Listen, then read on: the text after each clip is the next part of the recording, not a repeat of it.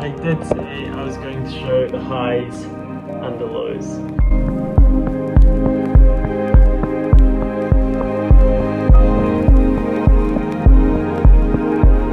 This video in itself is a reflection of the last month of training, unplanned, honest, and cause for reflection. It's the 14th of December as I sit down to film this, and I now have one night to tell the story, edit it, and post it as it is due to go up tomorrow morning.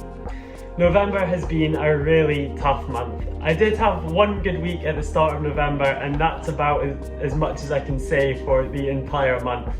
1 week later I fell ill to just general illness, which sat me out for a few sessions.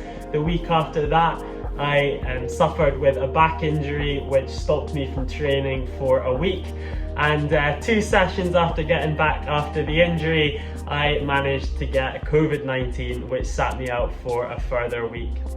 I didn't know if I even wanted to make a video this month. I didn't feel like there was much to talk about, but the reason I decided to document the process behind Ironman in the first place was to show the exciting process behind getting to the start line in the first place, but also ultimately the grind, struggles and challenges that come with that. When I sit down the night before an event and think about the training block that I've completed, about how well it's gone, how prepared I'm feeling for the big day, it isn't the times that went well or the times I felt good that crossed my mind. It's the struggles and challenges that I overcame.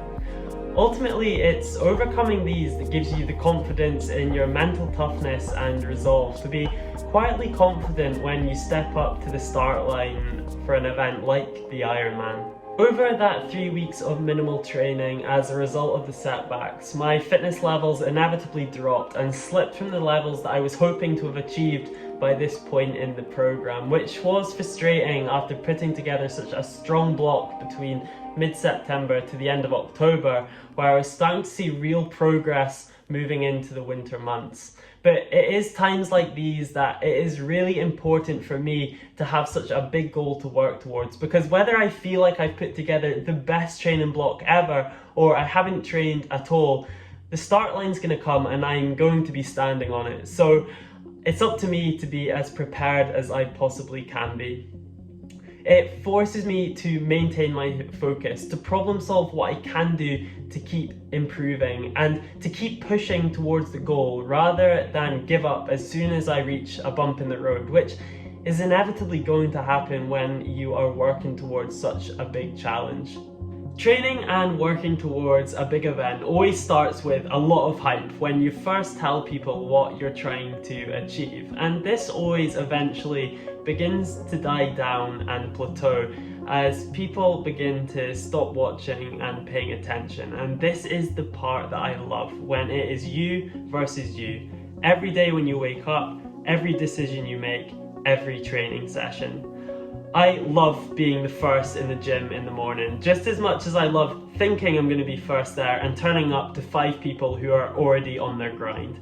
I love being in the pool first thing in the morning before work when people are just waking up to have their breakfast. And I love seeing fellow swimmers pushing for the extra set even when we're finished. I love being out on my bike first thing on Sunday morning when others might be having a lie-in, and cycling past those who are already out on the road. I love being out in the cold and dark in the evening, pushing out another interval session and passing another lone runner in his zone completing his session. What I'm trying to say is the sport of triathlon is individual in that it is totally up to you to maintain your discipline and push to be as prepared as you can for your event. But the community is absolutely immense, and I feel so privileged to be part of a community that endures such a collective struggle to achieve such incredible things.